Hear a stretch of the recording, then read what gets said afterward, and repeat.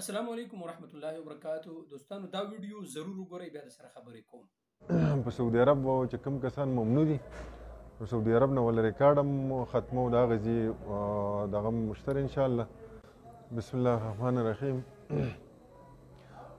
نن موږ د واړی بازار کې دوستانو دا اجي صاحب وایي چې مونږ د پاکستان نه سعودي عرب ته هغه خلک لیږو کوم چې په سعودي عرب باندې ممنوع یعنی منع دخول مرحلي هغه مونږ لیږو هلته ول ټول ریکارډ ختمو د په پاکستان کې.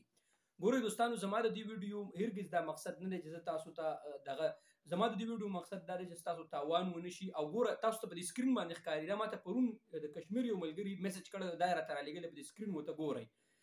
د له نوې ویزه تللی و 2 کاله دی مخکې تللی دی ویزه ول امبیسي په دې باندې واپس کړه مرحلې ورته ډایرکټ لیکلی چې ته مرحلې ته سعودي عرب ته په ورک ویزه باندې نشې تللی. زه حیران دا یم چې ګوره د دې اجي صاحب دا ویډیو مختلف میډیا والا هم شیر کړل، ډېر میډیا والي دا په وړی کې دی چرته. زه حیران دا یم چې حکومت پاکستان له اف آی ای له او څومره چې ادارې دي هغو له پکار دا چې د دې خلکو خلاف دا دې ونیولی شي او د دې خلکو خلاف دې مطلب دا د کاروایي وکړی شي. ګوره دلته یو نظام دی او قانون دی. قانون دا وایي چې ګوره کوم سړی لاړو هغه په هروب باندې لاړو په جیل باندې لاړو هغه واپس نشي راتلی.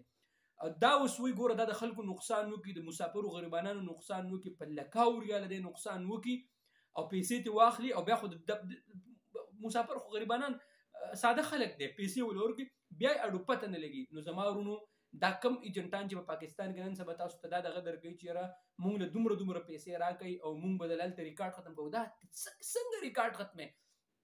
بل دا ده چې دلته په داسې ویډیوز او په داسې دغه سره د پاکستان نن سبا میډیا دا ټرانسلیټ کېږي دا ستا خبرې اجي صاحب ته څه خبرې په میډیا باندې دا خبرې کې ګوره د دې سره د پاکستان نوم بدنامېږي، د پاکستانیانو نوم بدنامېږي، د پښتنو نوم بدنامېږي. دا تاسو سره اخیستي دي کل عام په میډیا باندې راځو په میډیا باندې دا خبرې کوي چې یاره کم خلک په سعودي عرب باندې ممنوع کال ته کیس کړ هغه مونږ بوتلی شو. دلته قانون دی، ولې تاسو د پاکستانیانو نوم بدناموي، ولې د پښتنو نوم بدناموي، ولې د مسافرو پیسې غر کوي؟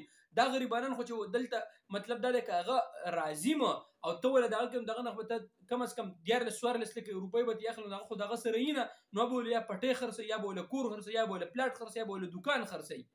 نو دا تاسو سره اخیستي د الله بندګانو په دې مسافرو پسې. د ګوره د دې ذموار څوک دي؟ د دې ذموار خلک دي ارباب اقتدار.